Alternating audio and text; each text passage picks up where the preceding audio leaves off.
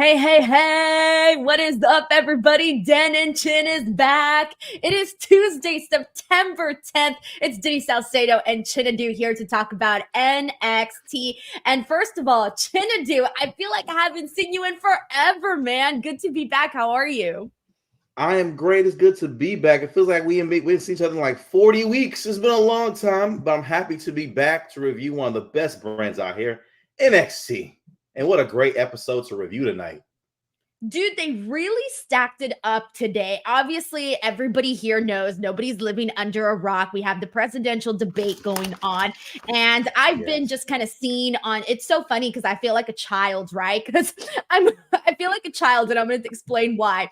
Because I'm watching NXT, right? It's my job to watch NXT and talk about NXT and that, and I'm tweeting about it. But it's so funny because everybody's tweeting about the presidential debate.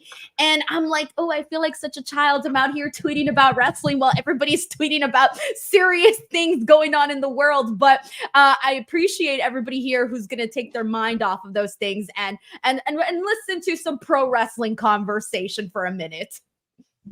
Denise, what I heard is you know how to protect your peace. Let me tell you something. You know how insane political social media is. It's a never ending circle of arguments and debates and all that. I honestly was happy to watch NXT tonight. It's honestly that escape. So I'm happy to be here. Great episode, and they really stacked it up too. Like, cause I'm gonna be real, I didn't even flip to the debate at all. I'm gonna be honest with you, I didn't even go back to look because I was all wrapped into wrestling. I'm a kid with you, okay? I was eating snacks, I had candy right here, man. I was sitting my thing eating candy, man. I was enjoying myself, man. You really were a kid. Got my little Gatorade, my little tiny size Gatorade. Shout out to all the kids here who are watching pro wrestling instead of doing adult stuff. Yes. This is where kid energy lives, man. Your inner child lives right here, man. It's really good. And also this Denise, just happy to be back, man. It has been a lot has happened since we last spoke, hasn't it, in NXT? A lot. Yeah, there definitely has been quite a bit. And it's so funny because the first thing that I want to say about today's episode of NXT is that there was one point where I thought, damn, I'm really feeling the TNA influence on this show. And I don't even know if influence is the right word, but rather, you know what, the TNA presence. There you go. The TNA presence was definitely felt on this show. I think there was like, 4 TNA people on this? I lost count already. But we had a whole lot of TNA on this show, and we're going to go ahead and break that all down. But on top of that, they're doing a really good job, Chinedu, of promoting the October 1st show, because as we all know, there's only 2 more weeks of NXT on USA.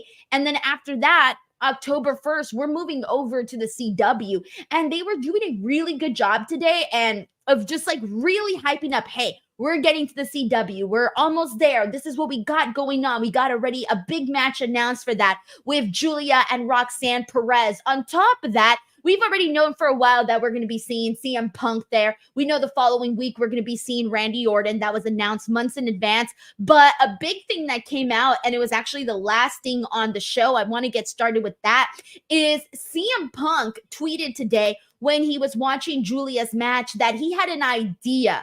That he had some sort of an idea, right?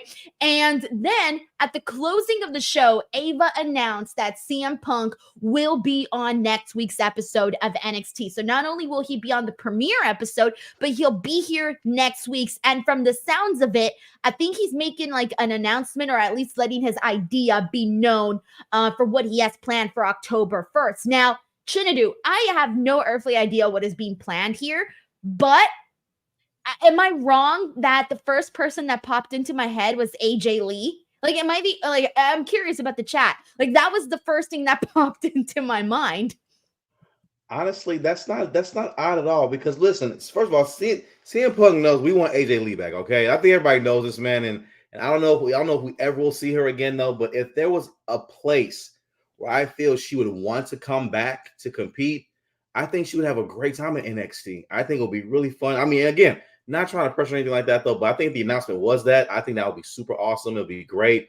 This is exciting. This lets you know, WWE has so much money, y'all. such deep pockets. This is the developmental brand we're talking about right now, y'all. They're getting ready to move to the CW, which is like the youth-driven initiative, like TV station, which makes perfect sense. Like the fan of me is excited, but the business part of me is like Nick Khan and Paul out here killing this ish. Because CW is where they have the youth watching, like it's where they had Flash, Arrow. So they have a lot of youth watching that show, and they're gonna, and like you see this developmental league with a lot of young people, like guys like Young OG, Roxanne Perez, people they can relate to. It's how you can expand the audience and continue to build it.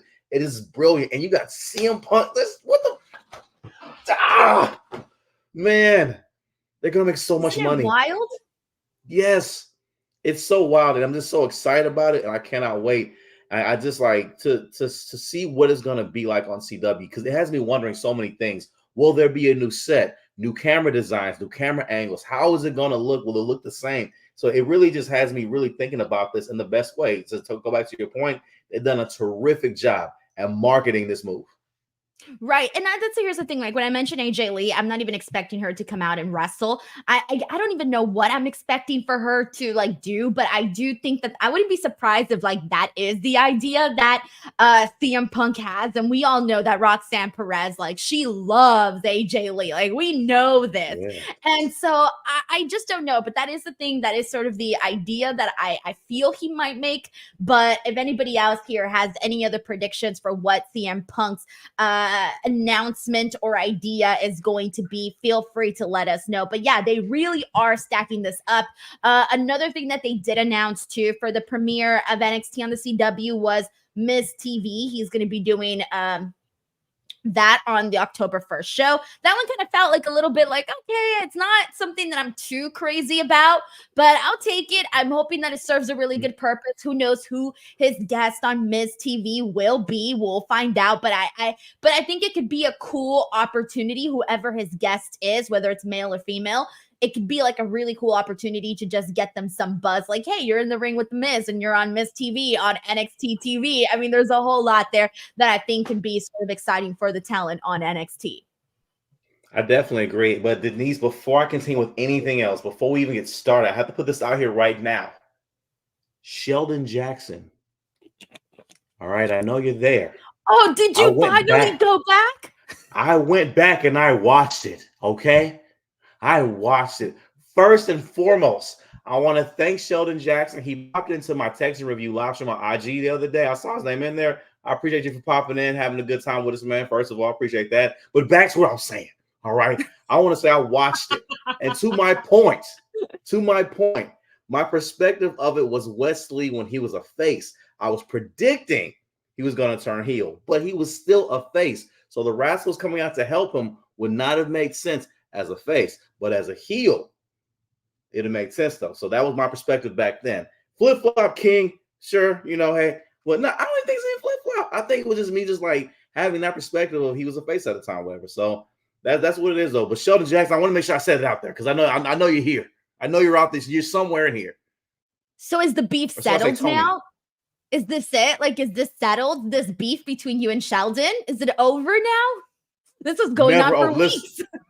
Listen, this is like McIntyre and Punk, all right? This is going to end. We got to get in Hell in a Cell, man. It's the only way we can solve this. It's the only way.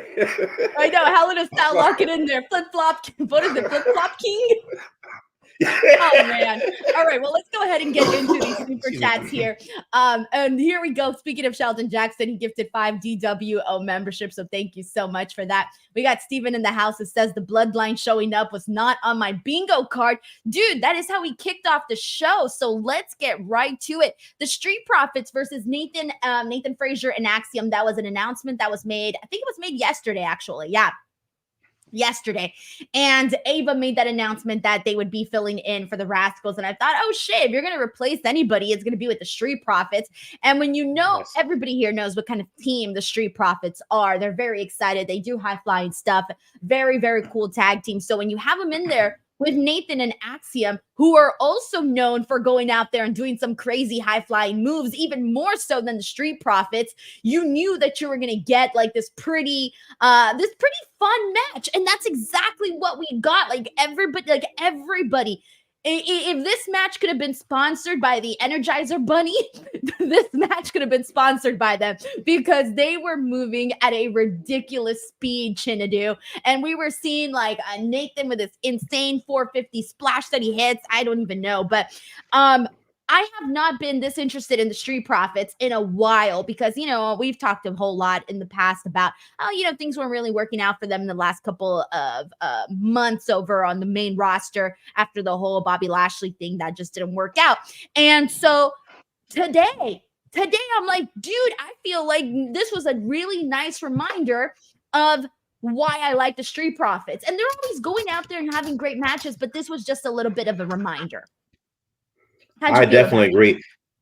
I was excited about it because the Street Profits is one of my favorite tag teams. From the second I saw Ava make the announcement on IG, I went to Montez Ford pages immediately, and I saw him like do the national anthem, and then like he revealed the NXT logo. I was so hyped, and a big part of me, although I figured it wasn't gonna like change hands, I was hoping for a title change because in my mind, just like you said, things didn't quite work out between Bobby Lashley. And I think their faction was called the Pride. I think it was called. It just didn't work out. They couldn't be bad guys. The crowd didn't want to boo the Street Profits because they're baby faces. They didn't want to boo them, so it didn't really go over. And so I felt like this could have been a really good refresh. Have them come in, reset the division because I still felt like there was still that underlining division between Axiom and Frazer that was going to happen. And I was like, okay, let's put the titles on the Street Profits, reestablish it, do a good reset.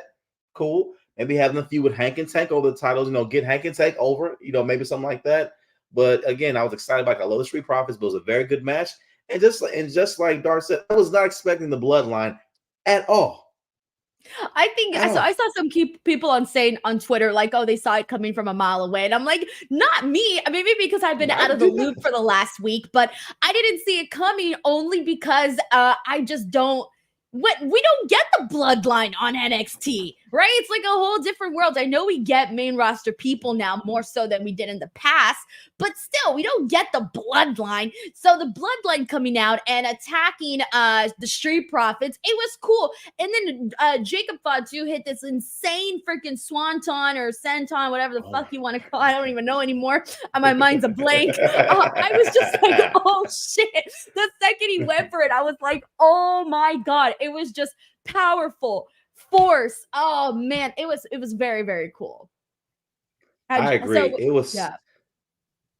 I'm sorry. I didn't mean to cut you off. I was just wholeheartedly agreeing. Like it was just so amazing. And again, Jacob Fatu is just I felt he was the menacing force that the Bloodline needed to be taken seriously in this new era. Because again, Odu botching that low blow did not make him look scared to me. Okay, now with Jacob in there, now he's a menace. Remember, it was the worst. I know things happen in the ring though, but the low blow, how do you botch that? But anyway, like with Jacob in there, and the presence is so strong and amazing, and the crowd was going crazy. Like I felt like if you were in attendance, you had a great show because you went out there, you saw additional stars. We want Roman, but there was a group of people that were chanting, "No, we don't," and I thought, what? Why are people chanting, "No, we don't"? Because it's NXT fans, man. You know we're developmental, man. We don't care. We don't stir it up, man. We don't care, man. We're going to go our own chance. We don't care. We have fun with it. And I loved it. And again, honestly, I was hoping that Solo would have come out. But, hey, it's all good. You know, we got who we got out there. I was really excited to see them.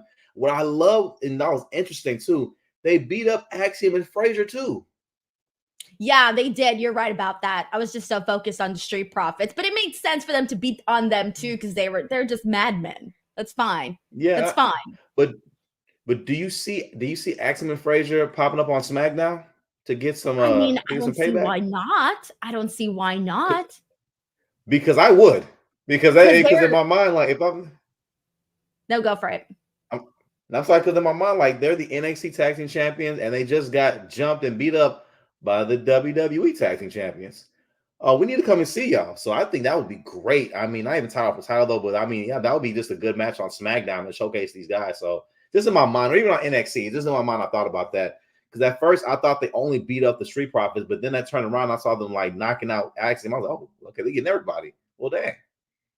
See, and I think that Nathan and Axiom are perfect to like go up and do like a couple of matches or a match on SmackDown because they're the kind of team. Because keep in mind, not a lot of people have seen them, right? Like I think sometimes we forget not everybody watches NXT. So there is a huge chunk of this audience that has not seen Nathan Frazer or Axiom. And so you put them out there on freaking SmackDown at some point on the USA Network, and they go out there and they see Nathan Frazer move like this. I mean, you're gonna get some big time reactions, bro, especially from the SmackDown audience. So I mean, hey, this was a pretty cool way to start off the show, and I think this kind of set the tone for all of the other eventual surprises that we would go on to see on this episode of NXT. So there's a lot to get into. We got Sheldon Jackson who says, the flop prince, still awaiting your response regarding Wesley and my comment. Obviously, I read this late. The 5-star Pillow Princess, highlight of the night, Tongaloa didn't botch anything. It's a miracle, yeah.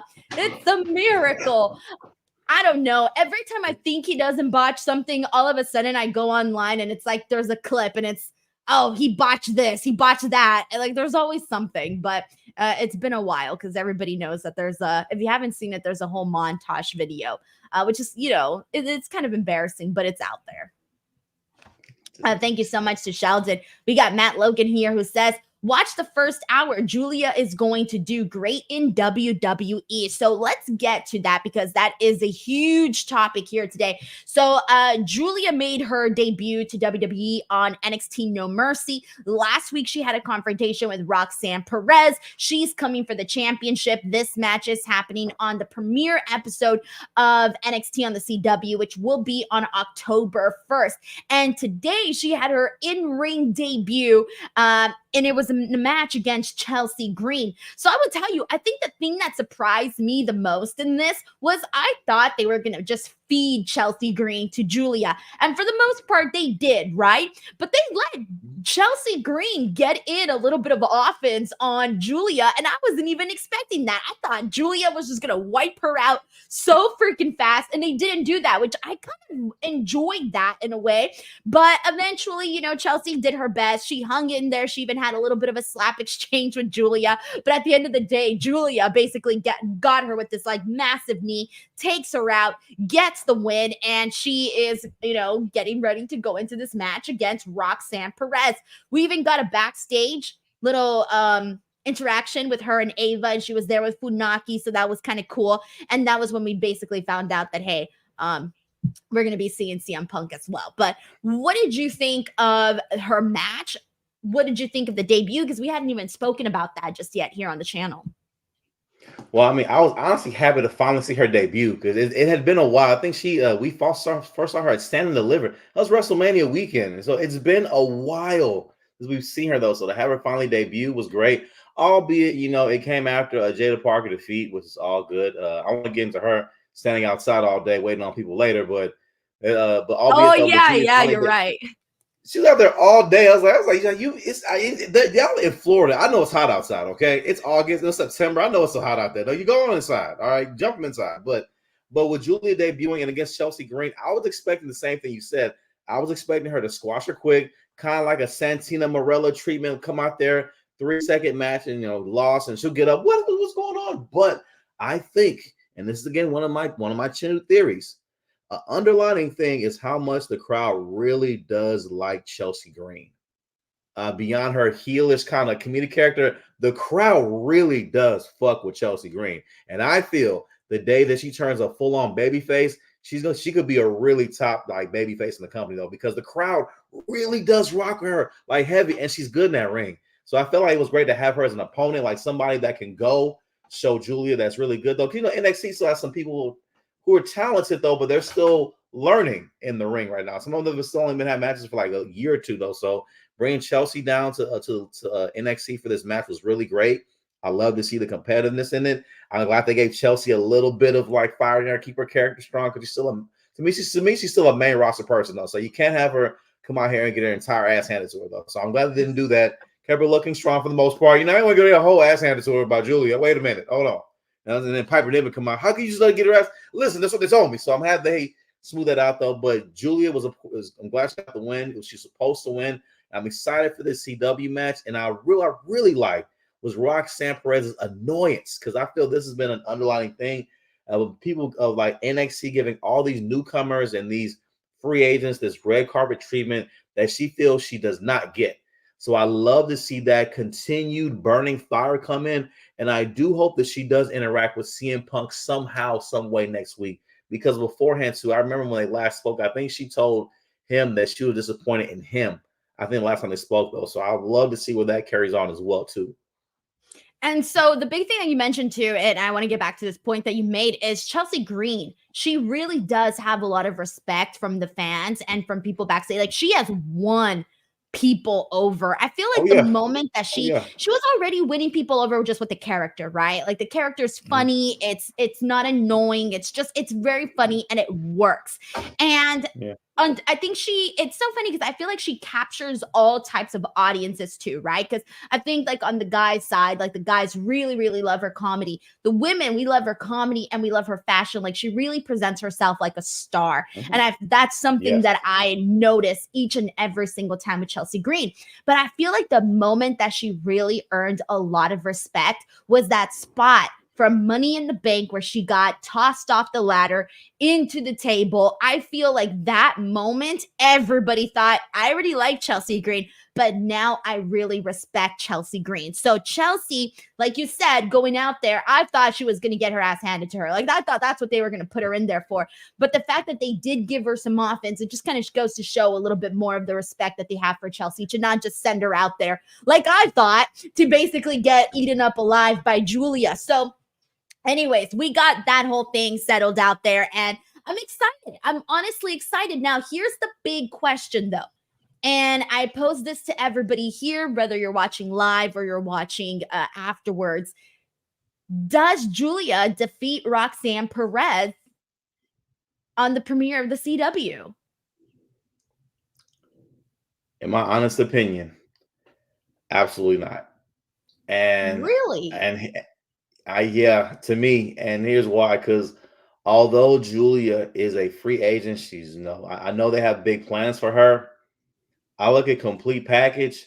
Like, to me, she just got there. I don't know how she'll like handle the vision. Like, I'm not familiar with her completely though, so I don't know what her promo skills are and my skills are or whatever. But I feel like Giulia still doesn't feel, to me, she's a big deal, but I still feel that she doesn't feel like a big enough deal to take that belt off Roxanne, because that belt's been on her for a long time. Like, it has to be, to me, it has to feel like a very, very big deal. And to her, it feels like this could be a top level threat, but I see it ending the same way as it did with Jada, same way it did with Thea, same way it did with Natalia, same way it did. To me, I see her like either cheating to win or going down though, but I see that belt staying on Roxanne in the CW premiere. So I asked you and I asked everybody here because I'm honestly torn. I have not decided. I'm undecided, but I'm looking at this chat and everybody is a clear cut yes. I mean, we got some no's in here, but for the most part, I do feel it's a bunch of yeses here. I don't know. I really don't know, because part of me is like, okay, for such a long time, the conversation online was, oh, Giulia's going to come in and she's going to defeat Roxanne Perez. And sometimes when you hear something so much, like over and over and over again, you almost start to believe it. It almost starts to feel like that's the truth, like that's what's going to happen. But we really don't know that, right? But then on the other hand, when is the last time that, and I'm sure someone here with a great memory is going to give me an answer, but that someone came in and just like quickly on NXT won, especially for a women's championship, just like that. And so part of me would be interested in seeing that from like a shock value perspective, where it's like, oh my God, if Giulia comes in and she does defeat Roxanne, holy smokes, what a way to kick off the CW, what a way to kick off this premiere. But here's the other thing that I've been thinking about. There's another match that's happening on that show. It's the Ethan Page and Trick Williams match.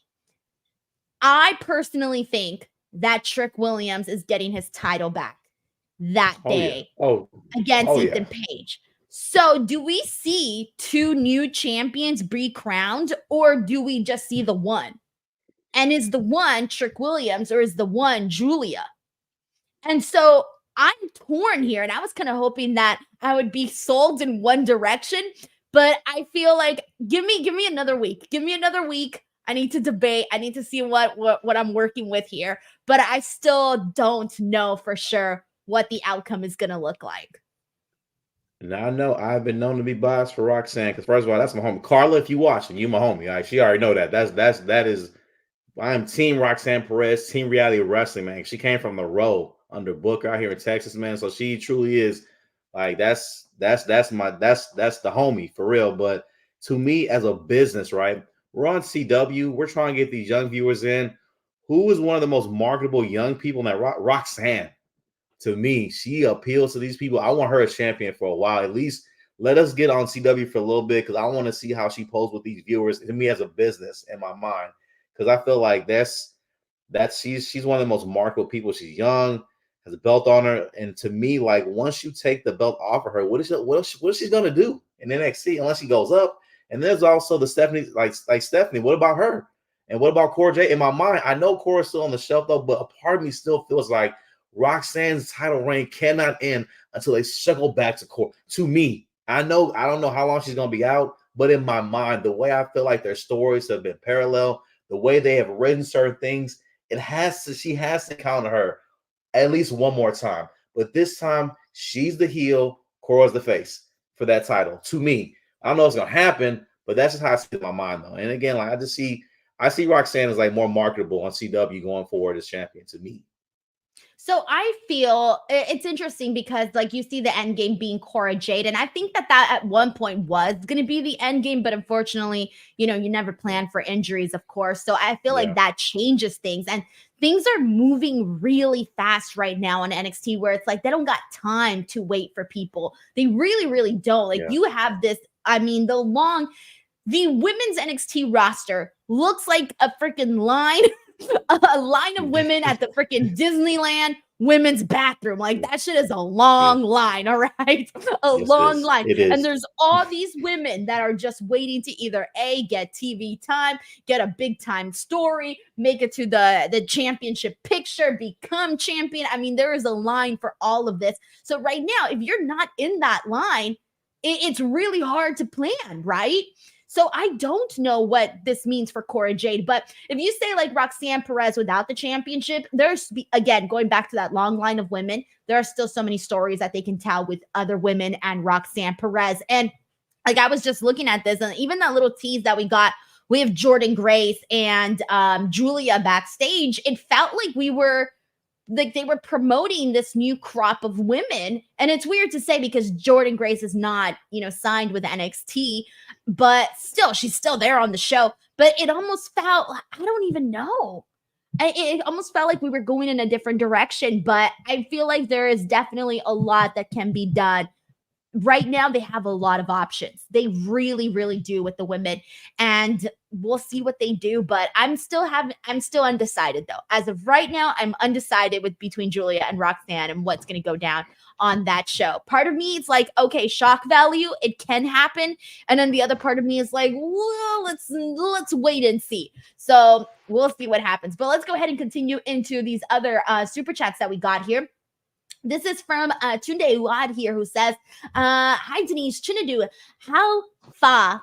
Did I say that? I probably did not say that right. My bro. No, you did. You did great. You did great. Oh, I was waiting. I thought you were going to like say it much better. No, you did great. You did great. He says, is it me or does Wendy Chu need to be with Wyatt Six? Her creepiness and aura is out of this world. Y'all's thoughts? My thoughts is I still need her to be more creepy. I need to be more terrified by Wendy Chu. She's still coming across as like cutesy girl that shops at Hot Topic. I need terrified. I don't even want to look at you because you're going to give me nightmares. Because that's right now we're seeing this partnership with her and Rosemary. And Rosemary terrifies me. I'm like, I don't even want to look. I'm going to look the other way because I'm so scared. I don't feel that way just yet with Wendy Chu. I think she needs to get scarier, get meaner. I agree. And I honestly, I really hate that they interfered in the Jordynne Grace match because to me, we had just saw a DQ interference finish at the beginning of the show. So I hate when we see repeats of that. I really feel like And I really feel like that should have had a conclusive finish, though, because it was promoted so much and you showed Jordynne Grace trained for, getting ready for so much. I want a winner, and I'm tired of I need So Ruka to have them. I don't know what they're doing with So Ruka, kind of sometimes. Don't have her job out like that to a background feud with Wendy Chu and this girl from TNA. And also, Wendy Chu is a very cute girl. I stumbled across her IG page one day, and I know wrestling's fake, right? I know it's fake. But are we allowed to say that? I changed the predetermined F word to the C word in choreographed. Choreographed, yes, determined, predetermined. Yes, predetermined. Because right. Because not fake. Because wrestling hurts. All right, when you take a bump, right? I took a bump before. That's when I knew I'm not a wrestler. Okay, it's predetermined, right? But man, I may need Wendy Chu to go all dark on her profile, all Undertaker, for me to believe this character, because she's the most bubbliest, brightest girl I have seen. Instagram? Just her happy and bright colors, smiling. Nothing bad. It's nothing bad. It's just she's a person, And to see this person who looks nothing like this is a really sweet, cute girl, just smiling, just happy, enjoying life. Nothing wrong with that, of course. But when I see the character, I'm like, yeah, this isn't. Yeah. I just don't think that she has a bad bone in her. I'm sorry. Yeah. I don't think she has the bad bone in her yet. I think I see her too much as a cutesy baby face still. Yes, because she's really like a cutesy girl. I saw her on the thing. She be coming out in the onesies and all that, and I'm like, oh, I don't be scared, Yeah. That's funny. Tunde, thank you so much for sending this in. We got Shelton Jackson, who says it'll never be over. I said Wesley should have turned to win the NXT North American title with help from the Rascalz, and you said no. Stand on that, Chinedu. Oh my gosh, this feud is gonna go on forever. All right, guys, I'm gonna have to referee this. Let's agree to disagree. That's it. Although I hate that saying. I hate to agree to disagree, but on this situation, I'm gonna have to say agree to disagree. All right, we got Terrence Johnson here, who says, I saw a missed opportunity. One, we see Jada Parker waiting in the parking for Fatal Influence, and then all of a sudden you didn't see her for the rest of the show. I also saw her out there when Jordynne Grace walked in, right? When she was walking in the parking lot, Jada was back there with her bat, right? Yeah. She was in every shot of every person arriving to NXT in the background, and I thought that was the funniest thing. Because they're in Florida, and I know it's hot, Jada. You've been out there. It started at 12. Trick Williams got there at 12, and I think it ended with, who was it? Was it Giulia arriving at 4? So you've been out there for all of hours waiting for these people to come with that stick in hand, and they still didn't come. You were in the back in the AC with Lola Vice, just waiting the AC. And I love Jada. And I thought it was so great that it made me laugh, though. But in my mind, I was thinking, I now know she's mad because it's hot in Florida. Even in September, all right? I know it's hot out there, so she's extra mad now.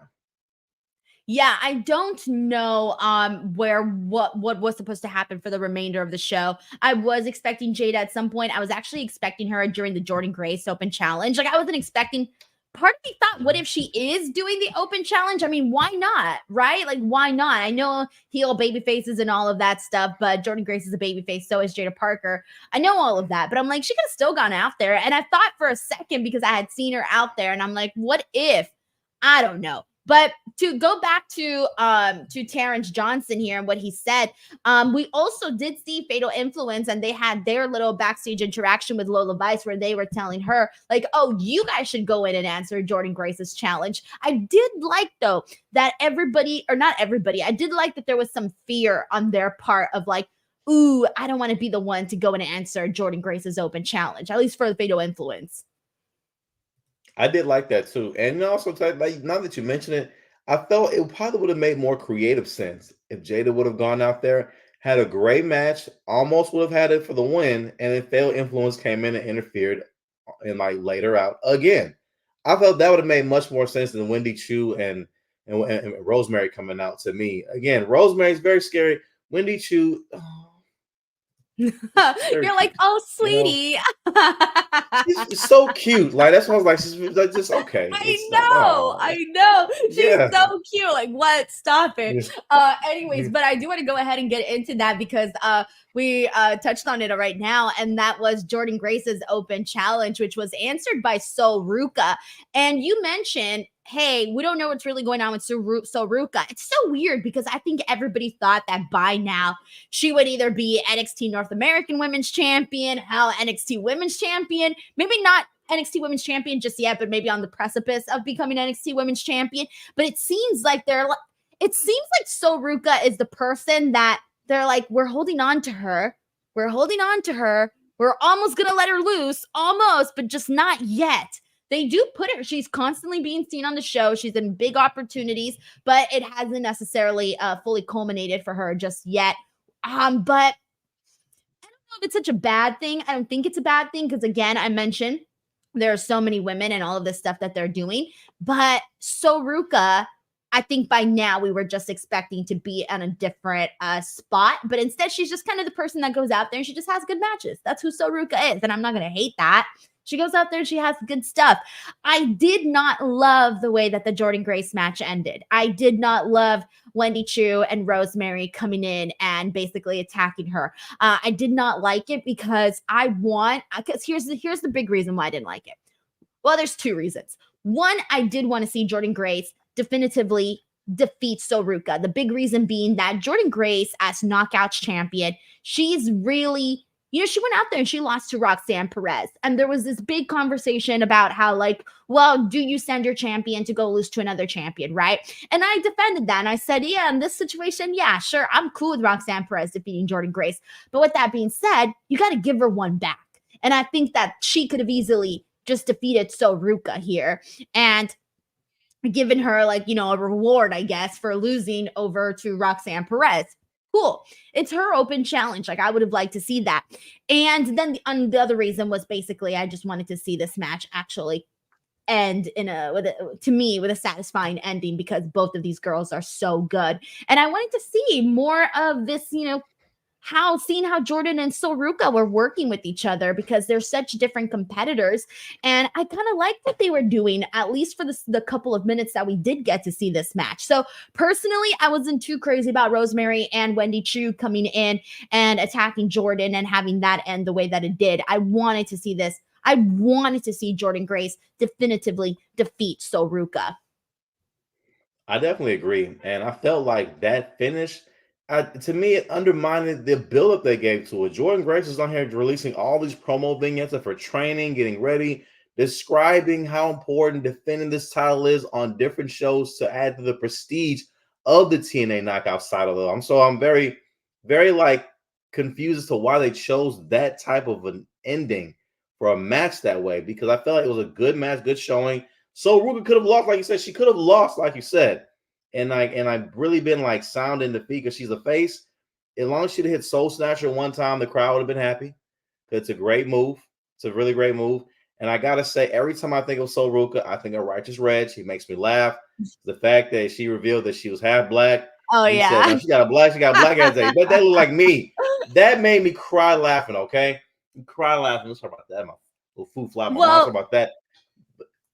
Here's the thing. If you're tired of losing, you're tired of coming out on the bottom all the time, and you want to get a win, you want to be dominant, get yourself some Blue Chew promo code. Are you jobby now in bed? Do you have dreams of main eventing in the sack? Well, have no fear. Blue Chew is here to help you become the champ. Soon you'll make your babyface comeback and get the finish. Blue Chew is the place to go for chewable versions of sildenafil, tadalafil, vardenafil. These ingredients help men achieve stronger, harder, and longer lasting erections for sexual activity. Woo! The chewable tablets help fight off all forms of ED, which can include performance anxiety and maintaining an erection long enough for sex. A Blue Chew subscription includes a free online consultation, 24/7 medical support, a prescription for chewable, sildenafil, tadalafil, vardenafil, if approved, and discreet delivery straight to your door every month, all from the comfort of your own home at affordable prices. No more in-person doctor visits, no more waiting for appointments, and best of all, no more awkwardness. So, what are you waiting for? Head on over to the description box of this video and click on the link and make sure to use the promo code Denise. Are you alive, Chinedu? Are you okay? I'm okay. I wasn't sure. I was like, is Chinedu going to be able to handle this promo read? Because if you guys weren't here the first time Chinedu first saw it, I lost you for like 20 minutes, Chinedu. You were gone for 20 minutes. I could not get you back on this show. Chinedu. All right. Are you okay? All right. I'm going to have to mute Chinedu while he practically chokes over here. Oh my God. I told you guys, he cannot handle the Blue Chew promo read. Oh my God. All right. Well, in the meantime, I'll go ahead and get into these super chats here. We got Will Chisholm who says they had Giulia in like 4 segments on the show. And with that Jordynne Grace tease, we can tell that they look at her as a big star. Oh, I definitely feel that they look at her as a big star, because if they didn't, they wouldn't have had her come in the way that she did on NXT No Mercy and immediately go into confronting the champion Roxanne Perez. So Will's super chat here, Chinedu, does this at all, I know you are set on Roxanne defeating Giulia, does this at all sort of persuade you in the other direction? Honestly, no. Like it has me. I'll say this, right? Could Giulia eventually win? Possibly, definitely. I don't think on CW. I think like this needs to set up a real feud, because I don't feel really a real feud right now. Like, I'm sorry to be sweating, y'all. That had me laugh. I'm up here. I got that ad, man. I've seen that ad before. That ad is the funniest shit on the internet, y'all. What are you jobbing out in bed? What? I'm telling you, I peaked there. I've been trying to do a new Blue Chew video, but I can't think of a really great line. I can't. I'm done. That was the best one. It's hilarious. And then the LA night stuff, I caught that the second time. Yeah. Oh shit. Hey, that was a technical error, okay? Okay. All right. That's just funny. Yeah. But to me, I want them to build a real feud. Like, I want Giulia to be pissed that she didn't win. Because if this comes off, if she comes in and wins right out the gate, okay. But to me, like, I don't know. I want Roxanne Perez, man. Team Roxanne, man. I want to give a huge thank you to Cheesesteak59 for sending in this super generous super chat. Didn't write a comment, but thank you so much regardless for sending this in. Always, as always, goes a long way. So thank you so much to Cheesesteak59. We got Will Chisholm here who says, Giulia telling Roxanne, you're scared of me and you should be popped by me. I do like her just being like telling her like, hey, like, you are afraid of me. And I like the way that Roxanne like reacts. She's a loose cannon. She doesn't even care what Shawn Michaels says anymore. She doesn't care what Ava says anymore. She doesn't care what anyone says anymore. We got Stephen Marchuli here who says Giulia has aura and presence that can't be taught. A future money draw for WWE. Dude, it feels like they got quite a bit of people like that. But yeah, there's a lot to be excited about in regards to Giulia. I mean, people were talking about her months before she even arrived to NXT. We got Will Chisholm here who says Asuka won the title quick in NXT. Right. And that was such a long time ago, though. For the women, such a long time ago. I know people for the men, Ethan Page won relatively quick. But for the women, it's been a very long time. And I can see Giulia being one of those people to have a moment like that. Thank you so much to Will. We got Arnold Nicholson Jr. who says, question of the night, who are the top 5 NXT female talents? Roxanne Perez. Well, in my opinion, Roxanne Perez, Soruka. I think she's incredible. Who are my other top 3 favorites? I really, even though she doesn't get like crazy big stories right now, I gotta put Fallon Henley in there because I really, really enjoy her work a whole lot too. And those are my top 3. You could include Cora Jade in there, even though right now she's out. But who would be my 5th one? I mean, Damn, who would I put as my fifth person? Oh, Thea Hale. I love Thea Hale. I think she's great. She's another one that I would put there. I know I'm missing so many other people. Mine's similar to Roxanne Perez, of course. I got Jada Parker. Of course, Thea Hale. And I'm looking at this like if I was building a Survivor Series team, right? Who would I bring team NXT? I'd bring in Kalani. I feel like they have a lot of stock in her. Man, I want to put Sol Ruka as well. Oh my God. Well, I was gonna say, is there anybody else you would put in place of Sol Ruka?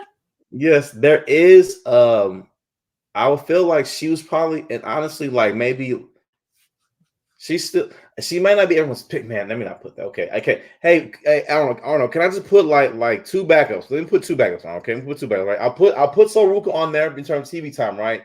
But two behind her, right? I'll put two behind her, right? I'll put Last Legend behind her and Fallon Henley, just because like I want, like just like you said, Fallon Henley, like she really is good, and honestly, like I kind of want her to be a face again, like because I feel like she does everything so well, and I feel she just doesn't get the much TV time she did though. But I want those two, and Last Legend is a powerhouse. I feel like she. Like I don't know, that's mine though. Like my top five. I didn't answer the question right. I'm ashamed of myself, Chinedu. I'm ashamed of myself. I forgot someone that I really, really like, and I'm gonna have to swap this person into my list. I forgot Lola Vice. I really like Lola.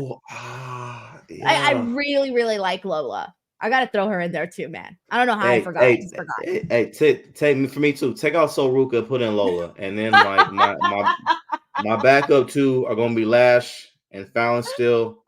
But Sol, I rock with you. I'll tell you something. All right, so the fact that you got a black ass daddy, Reg, that I don't understand how funny that line was, by the way. But yes, that was my fault. Arnold Nicholson Jr. out here getting us to make some tough decisions here. So yeah, there is too many women, as our viewers here are noting. Zeno Power says Denise turned heel on Lola Vice. No, I love Lola Vice, and she'd also kick my ass. So I ain't turning heel on Lola Vice, bro. She'd wipe me out like this, man. Oh yeah, and then she would kick my ass with your ass. So then it would be we both be laid out at the exact same time. Yes, sad. Yeah. All right, we got Rafael Garcia here who says, for chaos purposes, I now want Omos versus Oba Femi. I will not explain why. You will know if they book it. Book it, Sean. You coward. Well, I mean, they're both super freaking tall. I feel like that is like you're gonna get like a lot of that. Oh, yeah. But speaking of Oba Femi, we got to get into a big match that he had here, and that was against Alex Hammerstone. We had Hammerstone on. So here's the thing. I'm going to be honest with you. When he came out, I had like I processed it very slowly. When he came out for a split second, I forgot I was watching NXT. For a split second, just completely forgot I was watching NXT. Because I don't know. I guess my brain just went and like, oh, Hammerstone, TNA. That's just like where my head went. I was not really thinking. But either way, this one, look, I'll be real with you. This match wasn't like super spectacular. But what it was good on is that Oba Femi defeating a guy that looks the way that Hammerstone does. Ooh, that was the cool part. Just seeing him in there with somebody that's, big and meaty and so muscular. It really just made Oba Femi look really, really good. What'd you think of this match? Well, you guys know, like I watch, I have times where I watch TNA, but I can more so catch clips. So I'll be honest, I had no idea who this guy was because I don't watch TNA regularly like that. So he's when done he came MLW stuff mostly, but he's done several appearances on TNA now.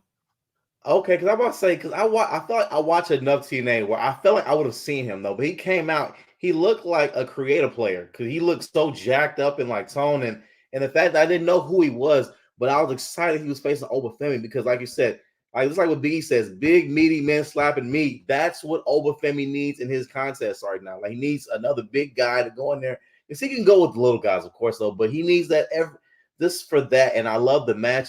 I felt like you said, it wasn't anything spectacular, but I felt Hammerstone doing the job for Oba Femi was the best thing. Continue to keep the champion looking strong, good showing. And the crowd really enjoyed having them there. And like you said earlier, they've done a really good job of incorporating TNA talent onto this NXT program. No, they had so many today. They had so many. It was crazy. But yeah, that's basically what we saw there with Hammerstone. So good for him. Brayton Busta 94 here says Hammerstone was great in MLW. His run in TNA has been okay. I did really like the match that he had with Josh Alexander a while back. But then again, I like when everybody wrestles Josh Alexander. Chinedu, I'd like you wrestling Josh Alexander.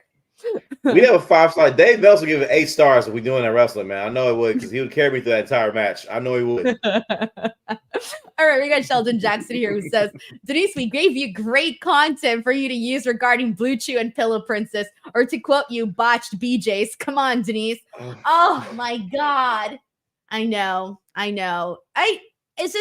at a point where I'm what do you call it when you can't think of when you're like writing a book and you can't think any further? Writer's block. I have thinkers and writer's block. I got both of them right now, but I got writer's block at the moment for my Blue Chew reads. Oh my God. It's kind of scary, honestly. I'd be forgetting stuff, bro. I'd be forgetting so much. All right. Thank you so much, Sheldon Jackson. And yeah, I'll work on something once my writer's block goes away. I need Blue Chew for my writer's block. That ad is top tier, man. That shit, like, I didn't even know you're gonna put the ad in. I was like, it's time for what? They say Blue Chew. Oh shit. I know. I even had a serious face while I was doing that because I didn't want to. I didn't want to give it away right away that I was gonna go into a read. But we got Day Day here who sends in a super chat saying, Lola Vice, my Survivor Series captain, coming for you, Denise and Jen. You guys better watch out, Powerhouse. Yeah, seriously, she'll wipe us out, both of us.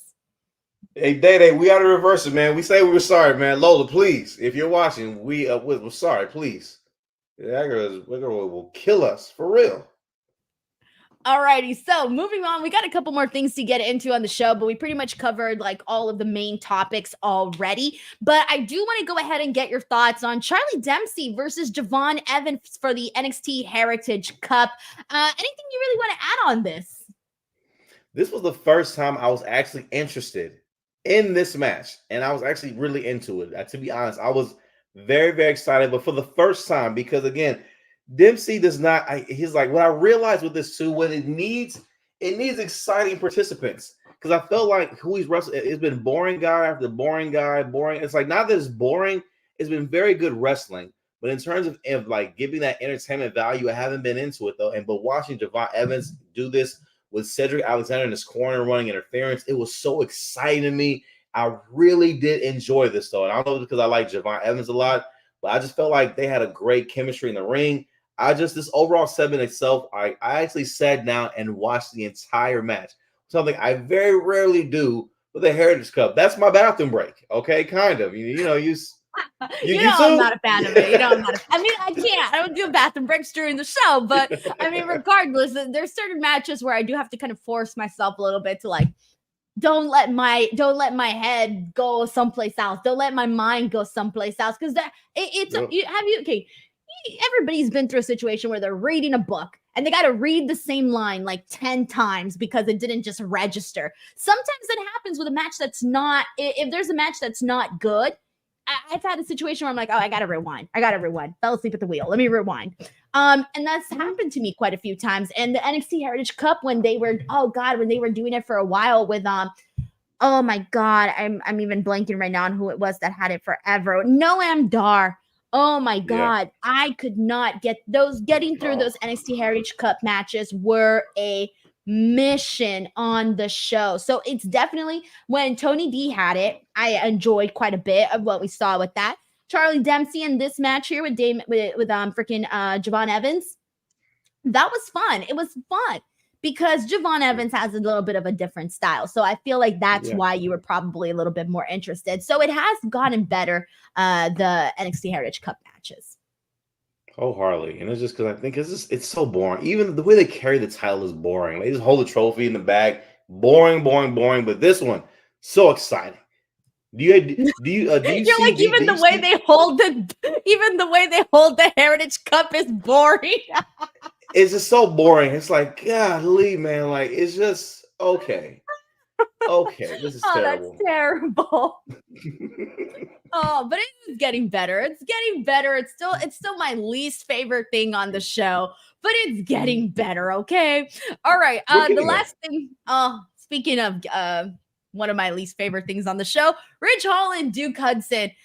You know what? Here's what I have to say about this match. It was fine. We're coming towards the end of the story. Ridge Holland, beefing with Chase U. Thea Hale. We need to talk about Thea Hale here because she trusts all the wrong people. All the wrong people. Thea Hale's constantly getting screwed for being a nice person. Yeah. And did Thea Hale bring him in? Yes. She was the one brought him in, right? She was the one that was like, let's give him a chance. He's so nice. I really like him. The worst taste. The worst taste. What's the other guy's name that was like her love interest at one point? What's his name, by the way? Riley Osborne. Osborne, that's right. Riley Osborne, I like whatever. Riley. I like him too. I hate the fact that tonight they made him get injured by basically a gust of wind. The way like he just knocked into him, he just had to go to the back. That was terrible. Don't do him like that. But beside the point though, but everything with this, she has the worst taste. And I'm wondering where they're gonna take this, what Thea Hale will do in retaliation to this, though, because Duke Hudson, although I was very excited to see him that fired up, and I really do think he's talented. I feel just like sometimes the Chase U thing, it just makes you not, it's okay. Because for me, I realized I like Thea Hale a lot, though, but he had a great showing in this match. And something that I thought was like really messed up is that Duke Hudson got on there and said, Andre Chase, Mr. Chase, if you're watching Hospital Bed, watch this match. Can you imagine if he just gets a message? So turn it on. He's in the bed laid up like that. Turn it on. Turns it on and sees his guy getting dropped on his head, boom, like that. Thea Hale crying, and they immediately had paramedics come out. What if you're Andre Chase seeing that? It's like, oh my God, he's about to be here with me. Why do he want me to watch this? Probably, yeah. Yes, I feel ya. because I feel like him turning on Chase U. We predicted that. Remember when he said, "As long as we have these titles, I've got your back." And when they lost some titles, everyone and their mothers except Thea Hale saw it coming. Yes. So, I wonder what Thea Hale's gonna do. Who, like, if she can like bring someone else up from Chase U to stand up to him, whatever, because he's laid out Andre, he's laid out Duke. I don't know if Riley will be able to after being attacked by that gust of wind. So we'll see if he can come back and do something. But hopefully we'll see what happens. All right, we do got one more big thing to talk about. I almost completely skipped past it, which was so dumb of me, considering that it was an awesome freaking match. The last man standing, Pete Dunne versus Trick Williams. They had some pretty big moments. They exposed the concrete floor. Pete Dunne DDT Trick Williams onto the concrete floor. At one point, they go to, well, pretty much the ending of this match. They go up into that little platform, that little stage that they got there where they do all their pre-shows. And dude, they end up going straight into a table at the bottom of the freaking stage, which was absolutely sick. They're both down.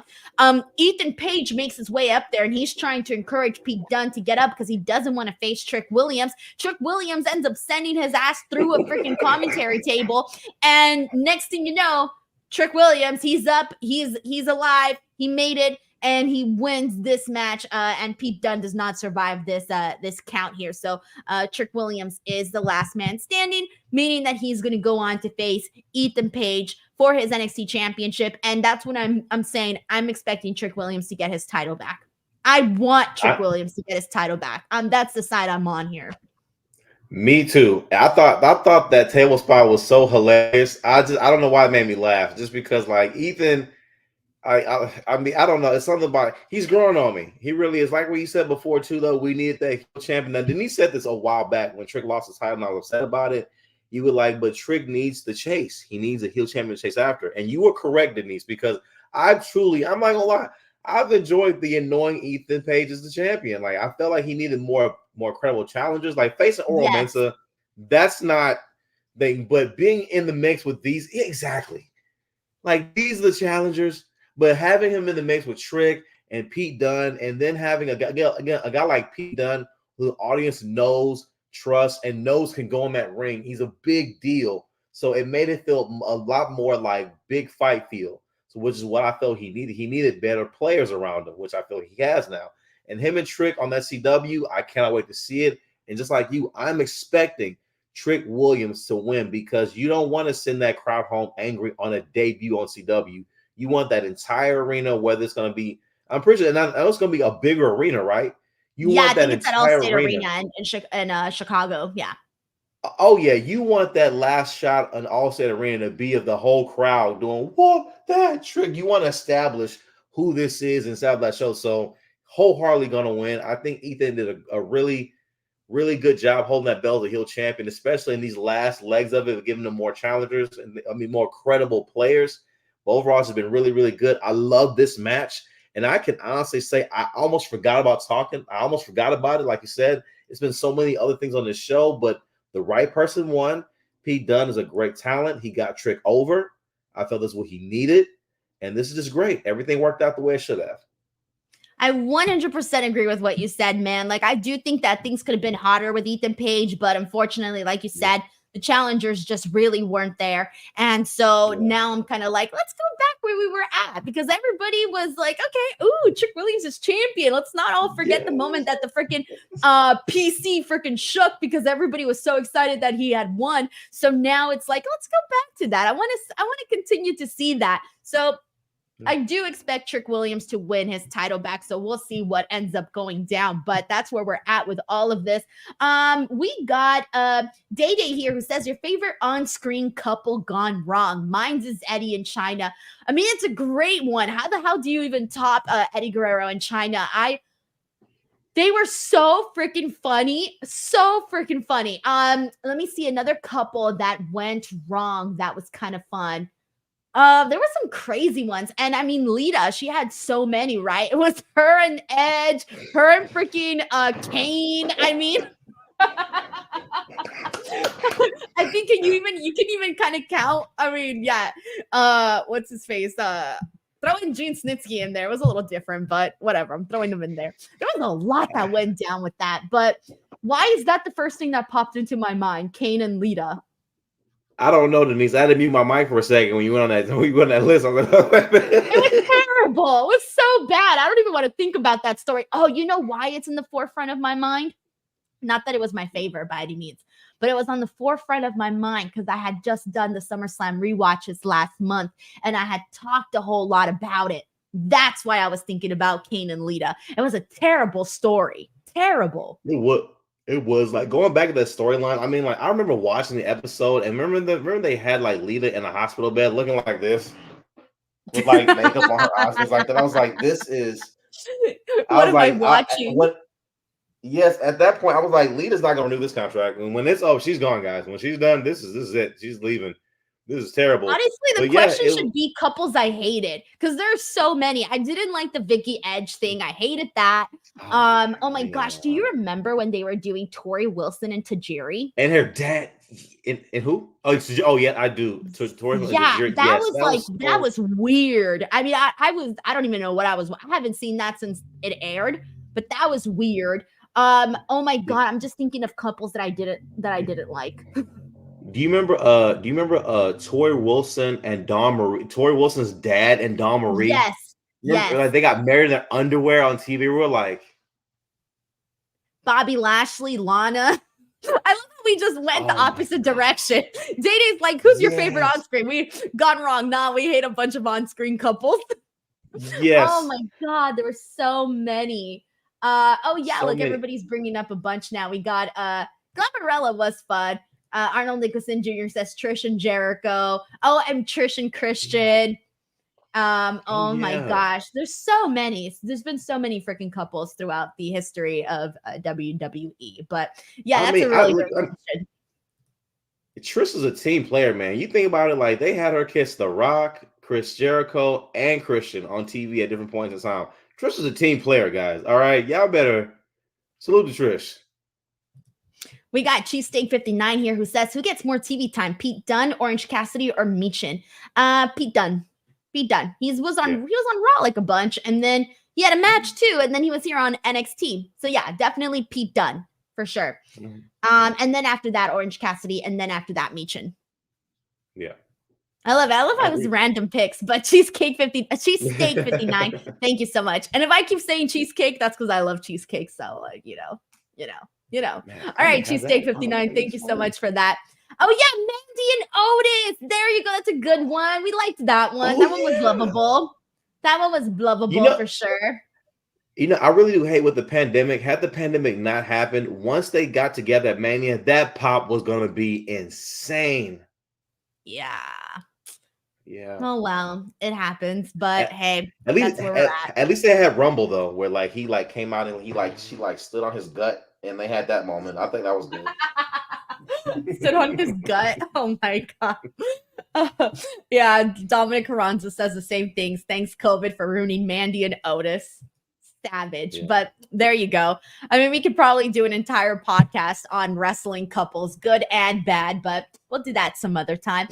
Thank you guys so freaking much, as always, for tuning into the NXT post show. Very happy to be back. It's going to be an exciting next couple of weeks as we make our way into the CW era. And then once we actually start the CW era, I will be back tomorrow with Reg to talk about AEW Dynamite. Friday, I will be back with Robin to talk about SmackDown. So there's a lot of shows scheduled. So back to the normal full slate of podcasts this week. Chinedu, we are getting closer and closer to your comedy special, and I know you added an additional show. Yes, I did. I added a 9:30 show. I adjusted the times. The first show we starting at 7, which is sold out. I'm excited about that. Add a second show at 9:30. We have a whole new list of sponsors. I let everybody know. I want to thank my sponsors: Pepsi, Whataburger, Bluebell Ice Cream, Spa Cairo Houston, the Houston Texans, Mingledorf Law Firm, and Houston Tents and Events for being a sponsor of my event. Greatly appreciate it. Tickets are on sale at chinedu.com. You will also catch me on my fall tour dates. Will be coming out very soon as well. Catch me on Mary Street Media online and the #1 sports show in Houston, the CBS affiliate Sports Extra, and all my social medias. I post videos every day as well. And I think that is it. Also, please, please, please check out all the videos on Denise Salcedo's channel. If you have not watched the Ronda Rousey interview, it's a really great one. A lot of new stuff on there as well. Content every day. So check her out, support. And once again, don't be a dick. Give it a click. All right. Support the videos, man. That's all you got to do. We got Day Day here, who reminds me, a big one since we're on NXT topics, waiting for Index to come back. Yeah, I was a fan of Index for a while. Remember they had the whole wedding, they had the whole creepy let's look at each other and the drawings and all of that. Thankfully, I mean, Dexter Lumis has moved on to something else now, but it was fun for a while on NXT. We had some good stuff with Index. So I don't know if they'll ever come back. I think that's done with, guys. I think they've gotten like some sort of divorce. I don't know. Actually, hey, Denise, quick question. I know Candice is injured. Where's Indy Hartwell though? I don't know. We hardly ever see her on the show, so that's why I'm like, I don't even know. Yeah, because I know Lorraine's legit injured, but I don't think Indy is. I'm not wondering where she is. I think it's one of those things where it's like if someone's out, then you're kind of out too. If they've got nothing for you, that's kind of what it might feel like. But yeah, I'm not too sure on that, so don't quote me. Day Day, thank you so much for the super chat, man. Alrighty.